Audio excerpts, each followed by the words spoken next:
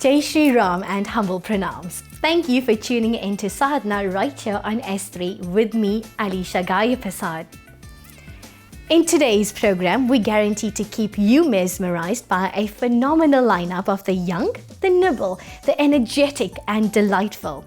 We visit a new age artist, Chyavan Reddy, stretch forward to discover International Yoga Day being celebrated Mzanzi style in Verulam, while Dr Ansuyah Moodley goes a bit deeper into the breathing techniques of yoga. And to wrap up, we present to you a joyous, graceful dance by Kumari Shivani Naidoo all the way from Benoni. Known as the driving force of art, spirituality is art's expressive vehicle as well as a special voice. The human history of art has never been devoid of spiritual content, where the intangible and sometimes unknown is explored and celebrated. We were fortunate to gather a sense of this understanding as we met with artist Chyavan Reddy, who expressed this relationship in this age of digital fusion.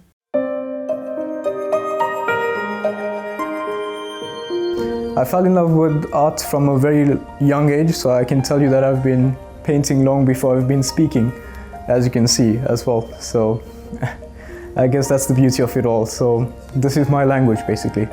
So art for me has become not just a medium of putting canvas and paint together, but in all honesty, it's my spirituality. It's the way I worship God, and it's my conversation with God, and it's my meditation on canvas.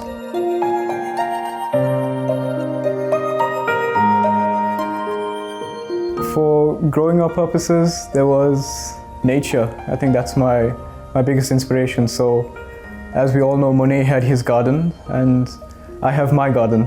That's the idea of it. So I'm constantly inspired. I'm constantly in nature. If I'm not painting or not sketching or sculpting, I'm completely immersed in nature alone, actually. Every artwork that begins starts with my hand and a pencil. So I'm always sketching the idea. I feel that it's the most easiest method to take intangible thoughts to a tangible reality, in a sense. So it always starts with a sketch. Thereafter, I gather various sources of inspiration. So, for example, the artwork behind me, that started with the idea of observing a flame and trying to create frozen fire, basically. Your every breath on a canvas. That to me is spirituality, meditation on canvas, I'll speak of it. The idea behind this artwork was to try and capture frozen fire and almost a neuron firing as well when you have an idea. So I'd started the artwork onto this side, and I then begun, while the canvases were joined, I then begun just continuously moving my hand, letting it flow and not trying to determine how my hand would flow. Art in itself transcends language completely.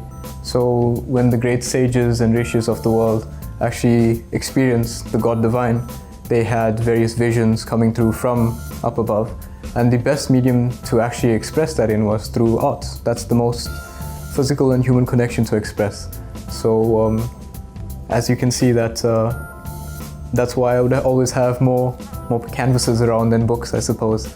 But when you marry the two, you see that the spirituality is there completely, and I've been introduced to that especially through the Divine Life Society as well. Looking at all the scriptures, the artworks by the Ramayana, based in the Mahabharata, exploring Hare Krishna temple, looking above to the Yoga of Despondency by Lord Krishna and Arjuna as well. So in all of that, you can see that art was the instilling factor to bring forth faith from up above into our eyes. So the idea is that I didn't want to, while being physically representational of a human hand, both God and Adam, we respect that, but we have to understand that God's knowledge is all transcendental. So in terms, what gives you the knowledge of God's hand is the way the lighting is done on this. So the idea of that is I went with a much darker tone on God's hand, and when you come to Adam's hand on the bottom over here, it has a sort of dullish effect, a sort of washed out vague effect. That idea was to say that while yes, we are in ourselves God, we have God within us, we must never let our ego, the spiritual ego as well, take over, feeling that we are now higher than from whence we became. And at a time where man was not able to experience spirituality just simply through the consciousness, the next option was the visceral. which is why paintings were touching with the senses of our eyes. And then the next thing, the discourse came into actually having a tangible contact where you could express it through sculpture. And then from there and there and there, we end up into where technology has become the spirituality in transcendence. That's what I feel truly about. Technology to me is, I see it as Terence McKenna would describe it, as being the second layer of skin to my consciousness. So think of words as technology to Shakespeare, as hands and a chisel was to Michelangelo while he was sculpting, and more so as oil paint was to Van Gogh. So these hands, the computer, the laptop, artificial intelligence, virtual reality, those are my tools. And in turn, we actually transcend into spirituality with it. Technology has a heart as well.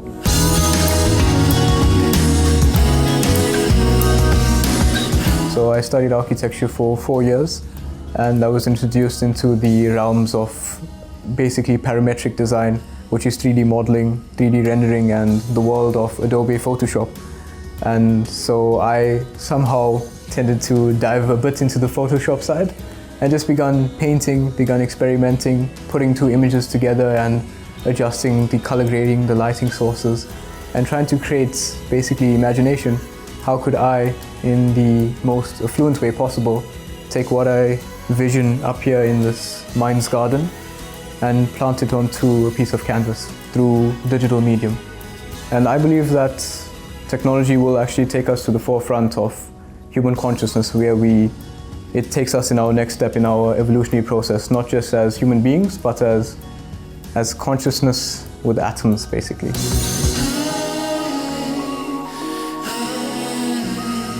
It's not about the money for me. I'm simply about, this is my seva. It's my ikigai, my way of life. It's the reason that I wake up every day. And I have found that is truly more fulfilling, to know that I go to work on a Monday morning knowing that it's not work to me at all. And I'm the happiest person on a Monday morning. I live simply, so there's no need for an excess of money. And I know that I'm doing something that's a divine communion with God, and finances will come as they may. I respect that. I offer that back to Mother Lakshmi. It's not mine. I'm not here for an immortal space of time. I'm just an infinitesimal being on this planet, and I would love to give my art to as many people as possible, hoping that it opens up their mind, opens up their imaginations, gives them the willpower to be like, hey, I'm gonna go and do a painting today. I'm gonna express myself. Maybe you could cure mental health with it. Maybe you could solve world peace with art. I'm not sure of that. I'll leave that up to the divine Godhead. And I hope to just be cognizant of all that we've been given in the past, express it as best as I can right now, in hope that it will inspire someone in the future.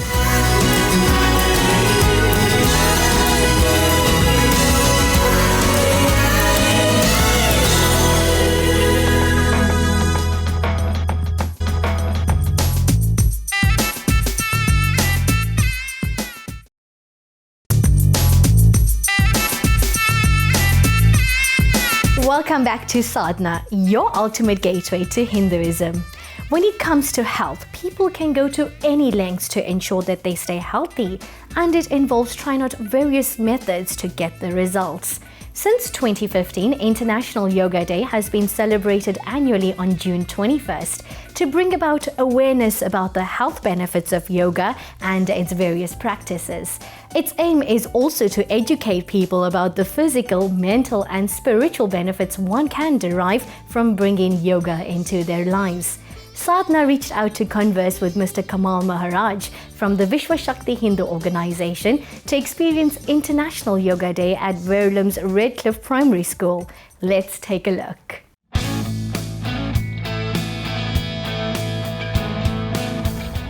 Yoga, firstly, it means union. It comes from the Sanskrit word yuj, and union on various levels. It starts off with firstly yourself and your environment. Generally, you find there's a clash between humans and the environment. That itself is a stress. And we know now with the depletion of the environment how it's having a direct impact on the lives of human beings. I think that's what International Day of Yoga is doing, is bringing people together. In fact, on this day, more than 190 countries, people will be doing yoga together. And you know, that is a great achievement. I think it's a good step towards realizing that the world is one family. We somehow link it to the school curriculum in terms of PE, which is a physical education. We are also interested in it in the sense that yoga is not only limited to the PE thing, but also it has that religious aspect. You will remember that religious education is a scarce or a hard to find subject at a school. So in order to address issues of religious aspect, yoga becomes relevant.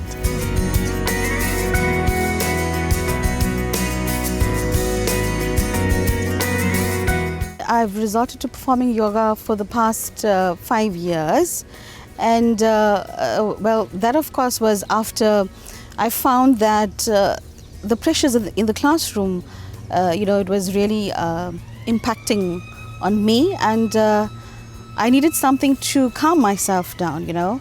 The classrooms were very chaotic. The pressure mounting from a lot of work that we, you know, do academically, and at the same time managing a lifestyle at home with the family. So yes, I did need something as an outlet to calm myself. International Yoga Day brings about people from all walks of life. Remember, schooling is an opportunity to attain the best, and one can only do that, and this is where we forget at the schooling level that the individual needs a platform where they can harness their energies, and yoga is that platform. I've also found that it helps with their listening skills, because as I instruct them, you know, let's do this, let's turn to the left, let's turn to the right, let's breathe in now, it has also developed their listening skills as well. In addition, I'd like to say that, you know, when you talk about bullying, you have those children that become more mindful of their actions. So instead of being reactive to situations that are somewhat, you know, stressful to them, they would be more responsive and think and act in a more responsible way. So for me, you know, integrating yoga in my lessons has definitely, you know, impacted positively.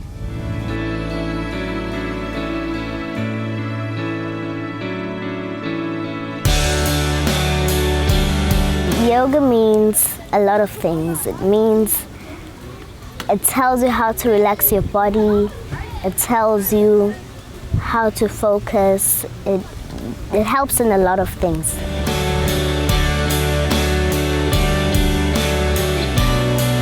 Incorporate yoga into your classrooms. It's the simple yoga techniques that you could use, you know, to make your lessons more understanding, to achieve what you want to aim at the end of the day.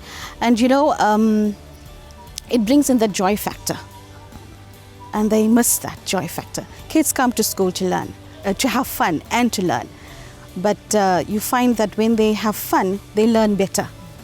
So definitely, I would like to send this message out to all the teachers out there: incorporate yoga into your classrooms.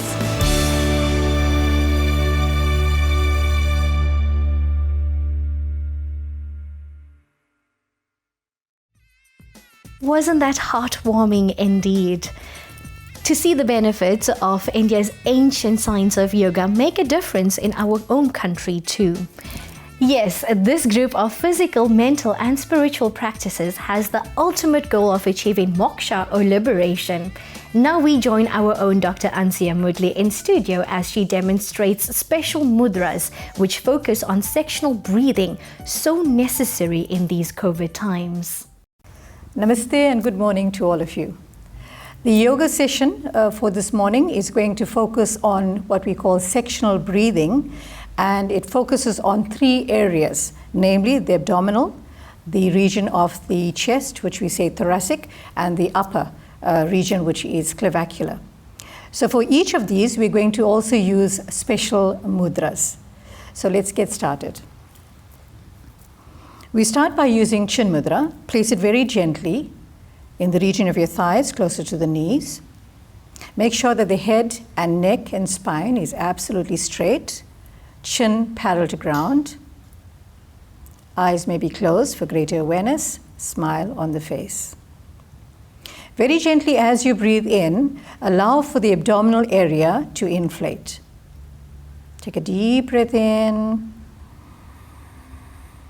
And as you breathe in, you'll feel the abdominal cavity in the region of the diaphragm. So sometimes it's referred to as diaphragmatic breathing. Allow for it to expand and get bigger and bigger and bigger. And very gently, as you exhale through the nostrils, allow for that abdominal area to contract, taking that cavity closer and closer to the navel. Again, with your chin mudra, take a deep breath in through the nostrils.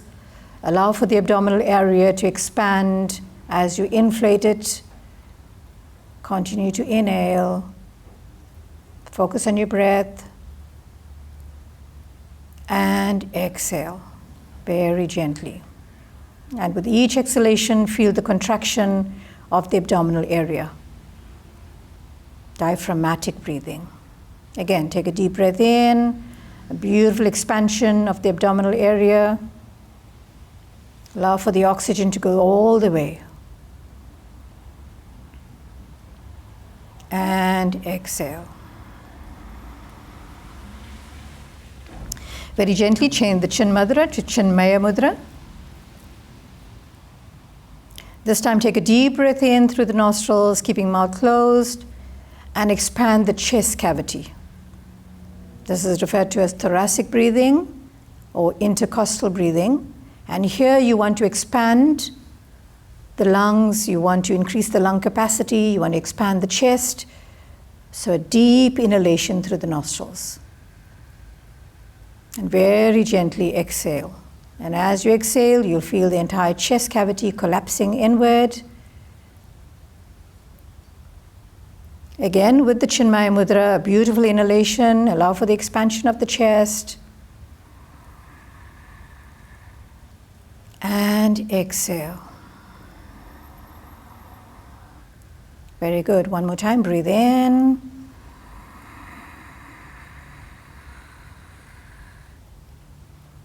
And exhale.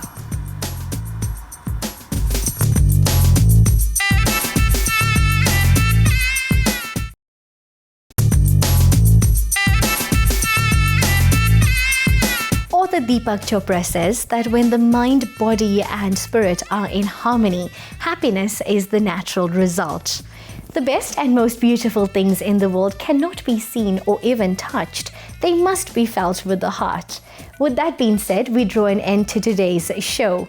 Unwind, be at leisure, and do enjoy the aesthetically pleasing talent by Kumari Shivani Naidoo in honor of the Lord of Dance himself, Lord Nataraja. May you keep shining your beautiful divine light into the world. Vanakkam.